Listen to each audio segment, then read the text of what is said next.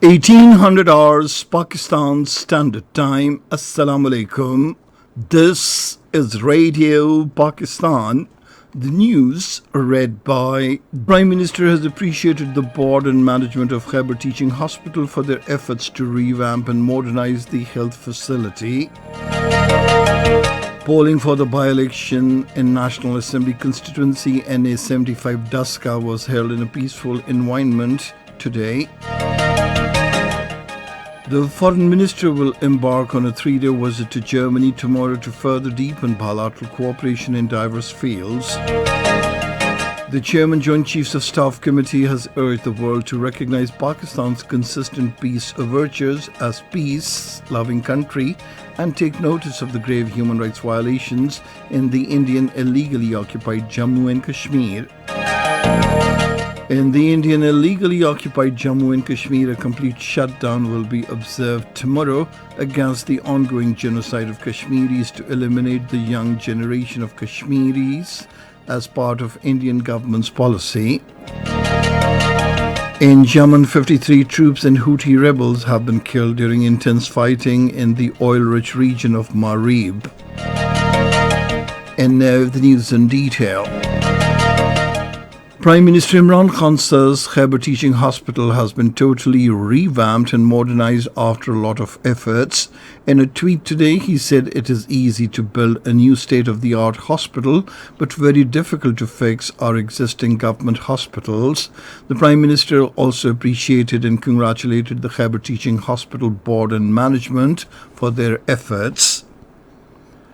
Pakistan Tehreek-e-Insaf leader Senator Shibli Farah says ensuring justice and rule of law has remained the prime objective of Prime Minister Imran Khan during his 22 years political struggle. In a tweet today, he said the Prime Minister is pursuing his mission with steadfastness and firm determination. Polling for the by-election in National Assembly constituency NA 75 Daska was held today in a peaceful manner. The Election Commission of Pakistan had made elaborate arrangements to ensure transparent and fair elections in the constituency. After conclusion of the voting process, counting of votes is underway. The Foreign Minister Shah Mahmood Qureshi will leave for Berlin tomorrow on a 3-day official visit to Germany. He is visiting Germany on the invitation of his German counterpart Heiko Maas to hold delegation-level talks at the Federal Foreign Office. The Foreign Minister will also call on the President of the German Parliament Wolfgang Schäuble and have interactions with other dignitaries. During the talks, the two foreign ministers will review the entire gamut of Pakistan-Germany relations and discuss ways and means to further deepen bilateral cooperation in diverse fields. This year, Pakistan and Germany are celebrating the 70th anniversary of the establishment of diplomatic relations. Both the countries have been collaborating closely on regional matters and at the multilateral fora. Germany is the largest trading partner of Pakistan in the European Union and also home to more than 100,000 Pakistani diaspora. The Foreign Minister Shah Mahmood Qureshi says Pakistan is ready for dialogue if India ensures a conducive environment. Talking to media persons in Multan today, he said Kashmir is the main hurdle in talks with India and he would be ready to go to New Delhi for talks if India stops brutalities in the Indian illegally occupied Jammu and Kashmir. Shah Mahmood Qureshi said the Bharatiya Janata Party government cannot change the ideology and feelings of the Kashmiri people, and the entire world, including the European Union and the international human rights organizations, are raising questions over India. He said the recent ceasefire with India is benefiting the people across the line of control. The Foreign Minister said Pakistan opened the Kartarpur corridor as a goodwill gesture and is ready to welcome the Sikh community for Vaisakhi if the Indian government allows them. This is Radio Pakistan. The Chairman Joint Chiefs of Staff Committee General Nadeem Raza says Pakistan is committed to peace and has contributed towards regional peace and stability. Addressing the passing out parade of cadets of 143rd Long Course at the Pakistan Military Academy in Kakul today, he asked the world to recognize Pakistan's consistent peace overtures and take notice of the human rights violations in the Indian illegally occupied Jammu and Kashmir. He said today the entire nation stands united against terrorism and extremism.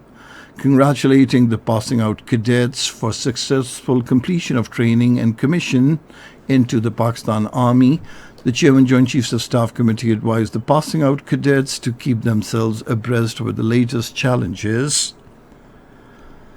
In the Indian illegally occupied Jammu and Kashmir, a complete shutdown will be observed tomorrow against the ongoing genocide of Kashmiris, particularly the increasing incidents of ruthless killing of innocent youths by the Indian troops in the territory.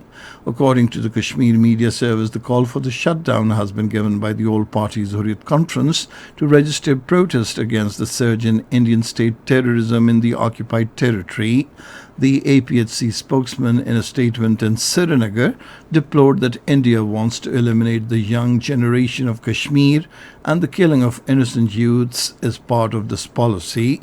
He appealed to the World Human Rights Organizations to take cognizance of the grave human rights violations being perpetrated by the Indian troops in the occupied territory. The Jammu and Kashmir Muslim Conference Chairman Shabbir Ahmad Dar, in a statement in Srinagar, said killings and other atrocities by the Indian troops in the territory cannot suppress the Kashmir liberation movement. The Hurriyat leader Javed Ahmed Mir, addressing a condolence meeting at Safa Kadal in Srinagar, said resolution of the Kashmir dispute is imperative for durable peace in the region.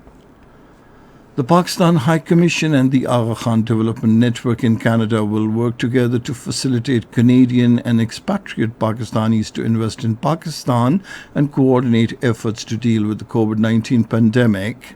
This was decided during a virtual meeting between the Pakistan High Commissioner in Canada, Raza Bashir Tadar, and diplomatic representative Aga Khan Development Network, Dr. Mahmood Ibu, in Canada. On the occasion, the High Commissioner Raza Bashir Tadar appreciated the services of the Aga Khan Foundation in the country for socio-economic uplift and human development. Iran's President Hassan Rouhani has reiterated the commitment to nuclear non-proliferation, saying that all nuclear activities of the country are peaceful and for non-military purposes. In a televised remarks on the occasion of launching of advanced centrifuges at the underground Natanz nuclear plant, he said Iran will remain committed to pledge made to the world. The ceremony unveiled 133 advances over the past year in the country's nuclear industry, mostly in the fields of medicine, power, agriculture, and energy. Saudi Arabia hanged its 3 soldiers sentenced for high treason and conspiracies against the kingdom. The Kingdom of Saudi Arabia Defense Ministry said the 3 had been sentenced to death by a specialist court after a fair trial. In Yemen, 22 troops and 31 Houthi rebels were killed during 24-hour intense fighting in the oil-rich region of Marib. Military officials said the rebels have been trying to conquer Marib and managed to seize a bit of territory in the latest fighting. In Somalia, at least 4 persons were killed, while 5 others wounded in a suicide attack carried out in the city of Baidoa today. According to Somali police, the target of the attack, Governor of Bay Region Ali Wardhire Gujo, remained safe, but his 2 guards and 1 more person were killed in the attack. No group has yet claimed responsibility for the attack, but officials believe the terror group Al-Shabaab is the likely perpetrator. And now cricket. In the first T20 of the 4-match series against Pakistan at Johannesburg, South Africa were 66 runs for the loss of 2 wickets in 8 overs a short while ago. Earlier, South Africa won the toss and elected to bat. And finally, the weather. Hot and dry weather is expected in most parts of the country, while partly cloudy weather is expected in upper parts, with chances of rain, wind, thunderstorm in Upper Khyber Pakhtunkhwa, Gilgit-Baltistan and Kashmir during the next 12 hours. And that is the end of this news bulletin. For more news and analyses, log on to our website radio.gov.pk, and you can also watch the live video streaming of our bulletins on the link facebook.com/Radio Pakistan News Official.